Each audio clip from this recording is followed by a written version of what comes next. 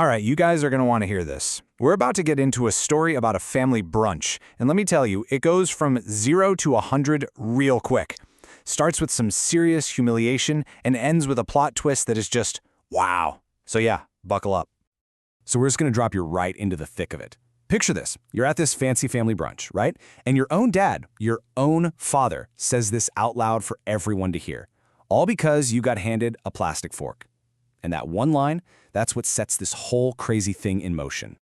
And let's be clear, this wasn't just some, awkward family meal. No way. The way it's told, it's more like she's on trial. That long table, it's called a runway of judgment. She's literally put on display for everyone to pick apart. I mean, talk about a toxic family dynamic.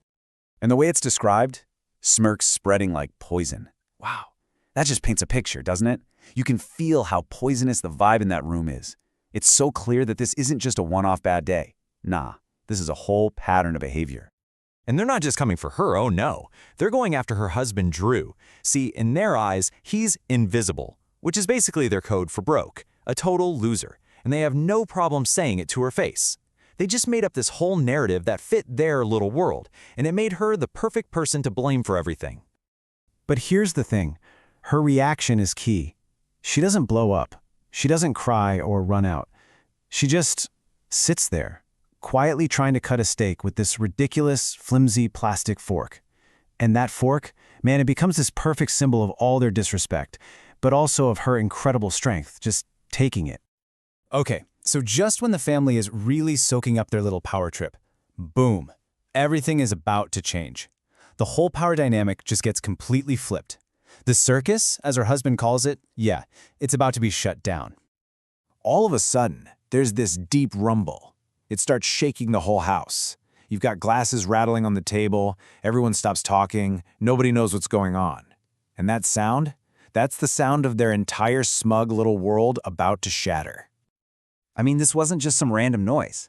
This was a full-on movie-style entrance.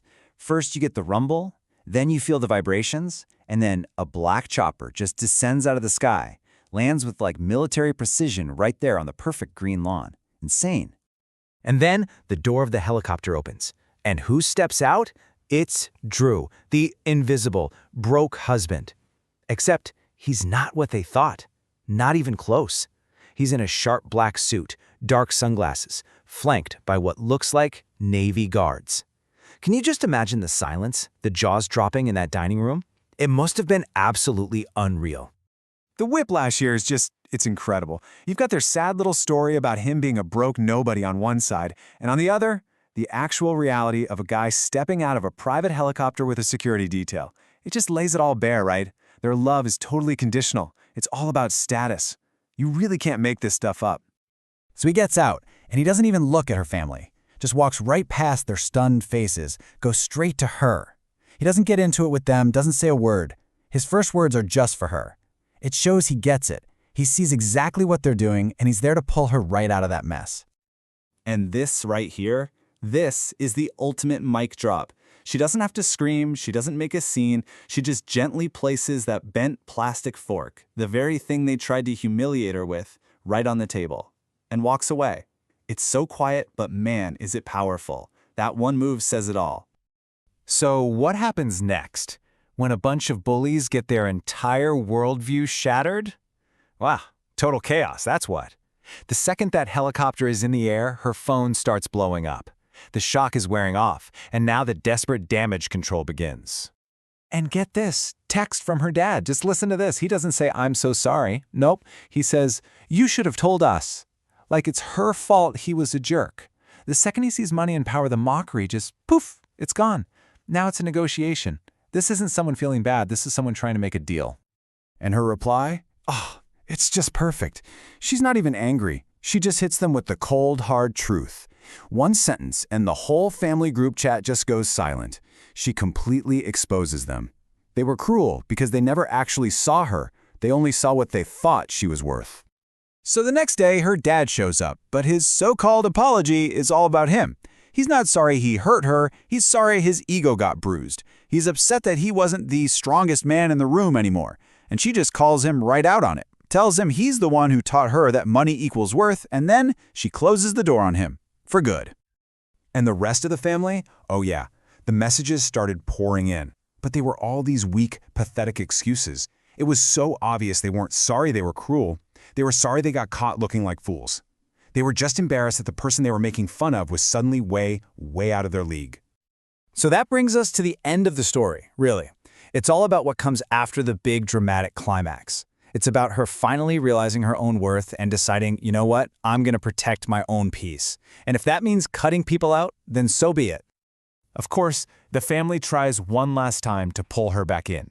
They send this formal invitation for a reconciliation night. Can you believe that? Like you can just put forgiveness on the calendar and pretend the whole thing never happened. Just go right back to the way things were. So, I gotta ask you, what would you do? After all that, would you actually go, give them another shot, or would you just be done for good? Well, her answer is pretty clear. No big dramatic speech, she just takes one look at that invitation and drops it right in the trash. That's it. Conversation over. She is choosing herself. And I think that's really the big lesson here. Real closure, it's not about them finally saying they're sorry. Most of the time, they won't. It's about you realizing it's a toxic cycle and you deciding for yourself that you're just not going to be a part of it anymore. It's you setting yourself free. But you know, in the middle of all those fake apologies, there was one person who actually got it. Her grandma.